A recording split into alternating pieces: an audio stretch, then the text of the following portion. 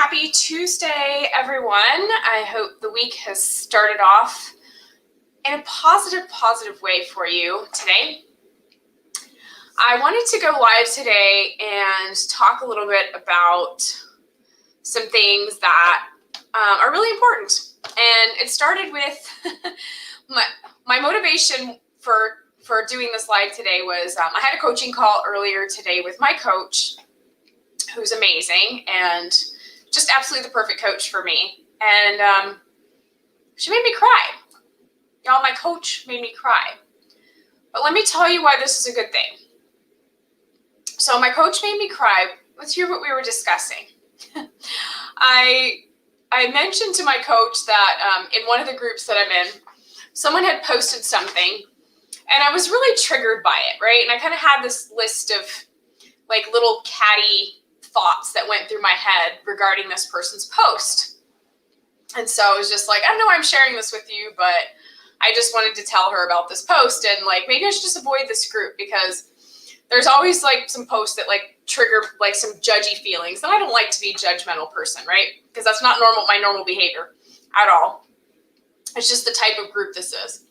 So I shared this with her and she's like, okay, why don't you tell me the different thoughts that you had, right? When you read this person's post. So I shared my thoughts. I was like, I was thinking this and I was thinking this and I was thinking this person shouldn't be this way and this person shouldn't be that way and whatever. So I shared it all. And she's, my coach being an amazing coach is like, okay, is that all? Is that all? What else? What else? So she said, all right, now, all these comments you just told me, she just read them back. She's like, these are actually things that you're telling yourself.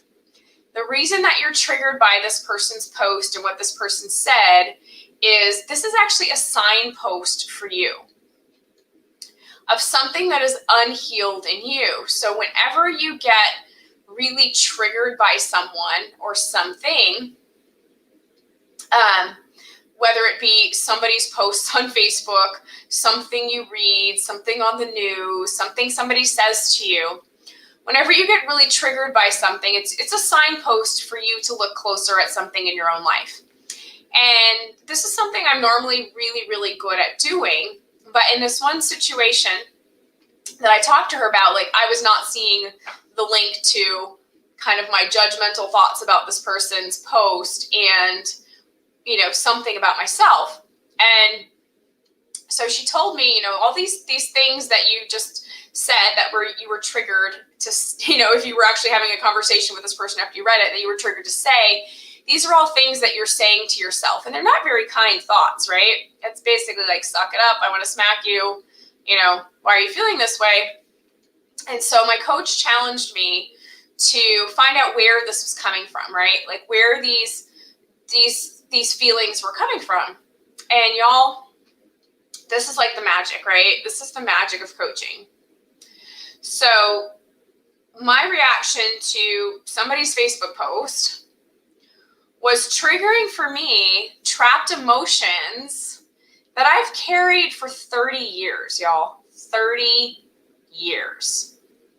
And as we unpacked this together, I realized that I had been holding on to some pretty, just some sad emotions, some shame and some different things for 30 years. And all based on an event that happened when I was 11 years old. And I'll just tell you the event really quick so you can sort of understand what I'm talking about. So when I was 10, my family and I moved to Texas from Ohio. We lived in Cincinnati. And in summer, since all our family on both sides, mom and dad's side, were all in Cincinnati, in the summers, we would take which would be like a very long 2-day drive to go back and visit Cincinnati. And we always stopped in either Little Rock or Texarkana, Arkansas, because that just happened to be like the stopping point, that we stopped at. And that was like our evening. So we'd eat a late dinner in Texarkana or Little Rock. And I honestly couldn't tell you which of the two it was. But my parents and we stopped at a Denny's, and I was like 11. So it meant my older sister was 13, and then my brother would have been 9 and my little sister like 3. And we were hungry, been traveling all day in this, station wagon, family of 6 in a station wagon. We've been traveling all day, and we stopped at the Denny's to eat because it was like one place you could get a meal that was still open, right? And so, we got seated at a table, and we waited and we waited and we waited and we waited and waited some more. And the waitress would not come over and take our order. And as a little kid, I don't understand why the waitress won't come take our order. We're hungry. We've been traveling all day. Why would the waitress not come take our order? We're hungry. This place isn't it's not like it's full here. It's late. It's actually hardly any tables in there at all. And so eventually, probably after about 30, 40 minutes, my family's like, come on. My mom's like, okay, come on, let's go. Right. So we left. And of course, being kids, we're like, but Mom, we're hungry. Why won't they come? We want pancakes. I don't want to go. We want pancakes. We haven't got pancakes, right? All this stuff, right? My mom's like, let's go, right? So we left, and asking Mom, why didn't they take our order? And I cannot imagine what my mom had to go through to explain to us that apparently at this particular Denny's, they didn't approve of a mixed race family. So they handled that by just ignoring us and not taking our order. And so this is something that I was carrying with me for 30 years. For one, the shame and embarrassment of being someplace where you're thought of as so horrible that they won't take your order.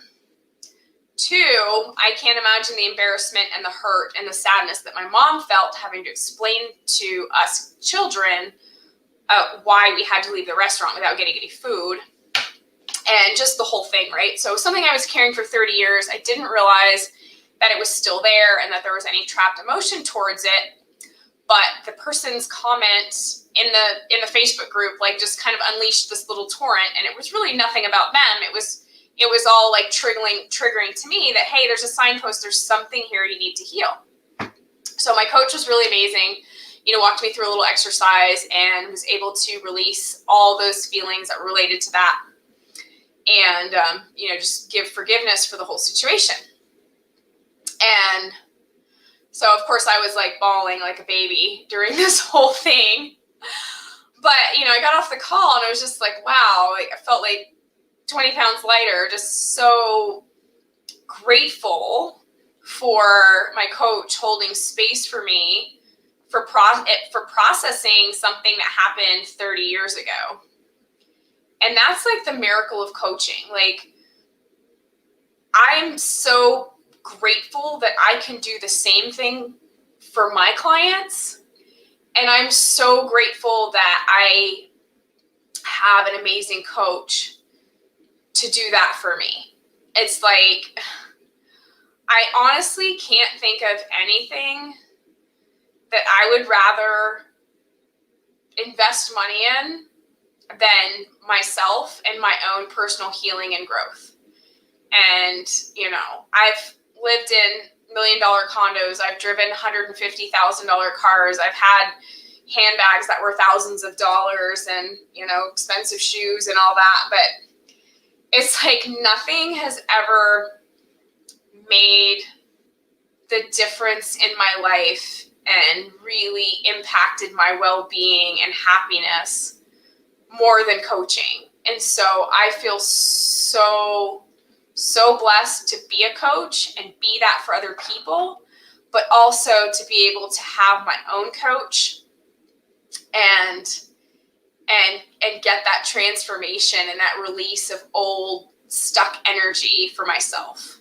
It's there's really nothing that can compare to it, and nothing that can really explain it. It just has to be experienced for yourself.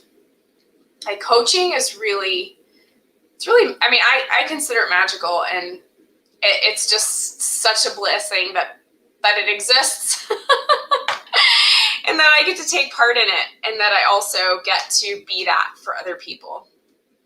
So I just wanted to share with you,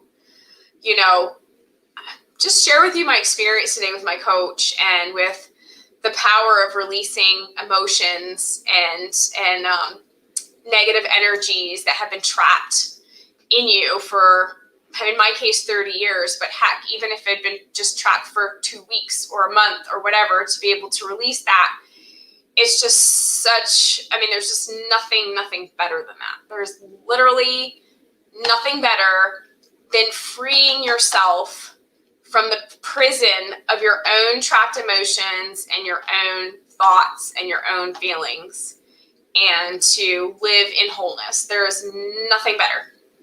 There's nothing out there that's better. Nothing can compare to that. Which is why I do what I do. And which is why I invest what I do in my own coaches. So I just wanted to share that with you. I'm just feeling so peaceful and happy, and I just wanted to share that experience with you. So if you're looking for a coach, or you're looking to find out more information on coaching, or if you're curious about what it's like to live your best life now and how that all works, go ahead and text MOON to 90407. That's MOON, just like the one in the sky. It's my last name, to 90407. And what will happen is you'll get a link sent to your phone with a link to my calendar, my consult calendar, and you can book yourself a complimentary consultation to check out coaching, see what it's like, experience it, see how I work, and see if it might be a fit for you. No obligation. And you'll talk directly to me, not some crazy, weird salesperson. So I wish you a wonderful, wonderful rest of your Tuesday. I'm just basking in the glow of feeling good and releasing old crap. And I wish you a wonderful, wonderful rest of your Tuesday. Lots of love.